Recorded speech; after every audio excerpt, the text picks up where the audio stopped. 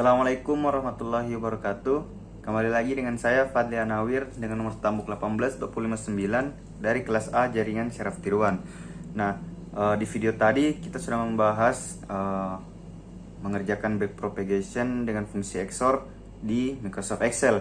Nah, sekarang kita akan masuk di dalam bentuk aplikasi, dan di sini saya menggunakan bahasa pemrograman C++ ya. Oke, kita langsung saja masuk ke videonya. Nah, di sini saya menggunakan Studio H dengan Math ya. Nah, kemudian kita mendefinisikan ininya di sini ya. Kayak misalnya banyak datanya itu ada 8 ya, dimana inputnya itu terdiri dari 3, otomatis banyak datanya ada 8. Nah, kemudian di sini hidden layer neuron atau Z-nya itu juga ada 3. Kemudian di sini maksimal epoch-nya itu 10. Kita bisa tambah misalnya di sini 100 atau ini ya. Atau seberapa pun yang kita mau ya. Cuman sini saya kasih 10 saja. Nah, kemudian sini void backpropagation-nya. Nah, di sini ada X sama dengan X itu banyak data dan inputnya ya. Nah, kemudian di sini ada T itu targetnya. Nah, target ini juga menyesuaikan dengan banyak datanya. Kemudian ada V-nya.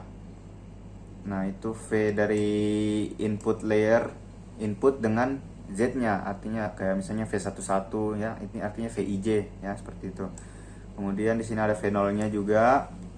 V0 itu yang kalau misalnya yang di tabel itu 1 ya, kan misalnya ada Z1, Z2, ada tidak, misalnya ada X1, X2, nah terus ada satunya, satunya itu yang masuk di V0 gitu ya, V1 lah istilahnya, V1.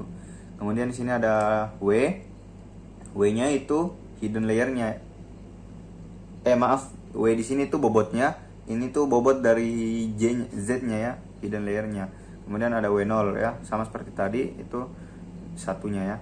Nah, kemudian di sini errornya, target errornya. Nah, kita menggunakan di sini perulangan for untuk dia agar sampai ya, berlanjut terus prosesnya sampai di maksimal epoch-nya itu ada berapa ya. Nah, kemudian di sini, nah ini kita mencari itu banyak data, kemudian ada Z-in-nya. Nah, pertama itu kan kita cari Z-in-nya dulu ya. Sama seperti yang di Excel tadi, kita cari Z-in-nya dulu, kemudian Z, kemudian Y-in, kemudian Y. Ya, Y, Z-in sama Y-in ini ya tuh kayak misalnya di sini Y-net-K gitu ya. Nah, Z-net-K, ini Y-net-K gitu. Nah, kemudian ada delta W-nya. Delta W itu perubahan bobotnya, ini juga delta W0 itu perubahan bobot yang satunya itu, ini juga. Nah, kemudian delta V.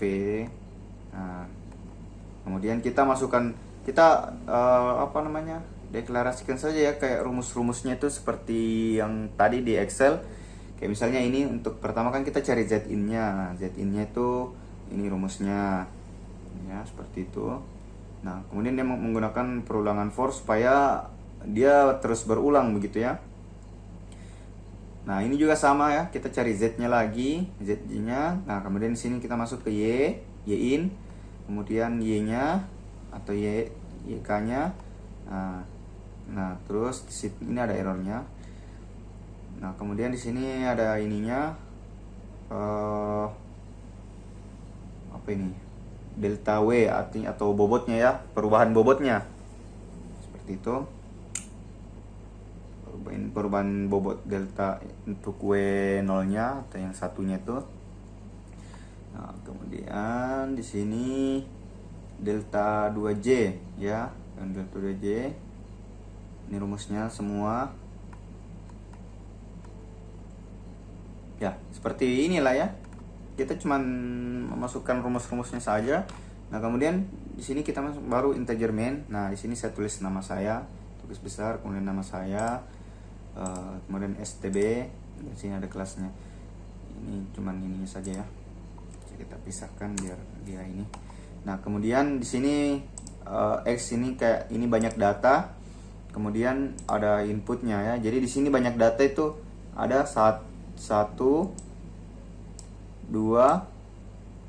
3, 4, 5, 6, 7, 8 ya. Nah, dalam setiap itu kita masukkan inputnya.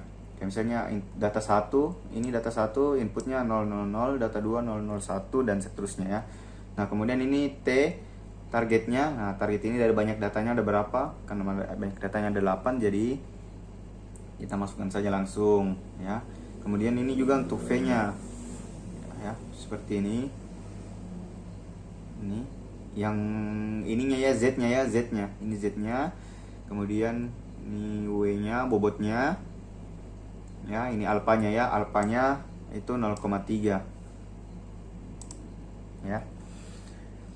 Nah, kemudian ini back propagation-nya ini X, T, V, V0, W, W0, alpha, error ya. Ini yang sudah dideklarasikan semua di sini ya.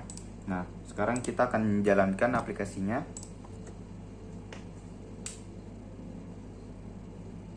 Kita compile dulu. Nah,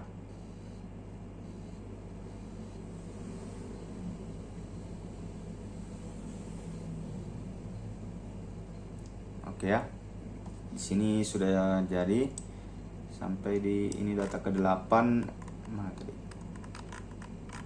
Ini ya, ini data ke-8, epoch ke-10 ya. Kita lihat dari data pertama. Ini epoch 1, data 1. Ini Z-in ke-1-nya, Z-in ke-2, Z-in ke-3, Z ke-1, 2, 3. Kemudian masuk ke Y lagi. Ini error, jumlah kuadrat errornya. Kemudian delta 1 ya, delta W begini. Kemudian ini lagi. Nah, ini ya. Ini delta V1 ininya.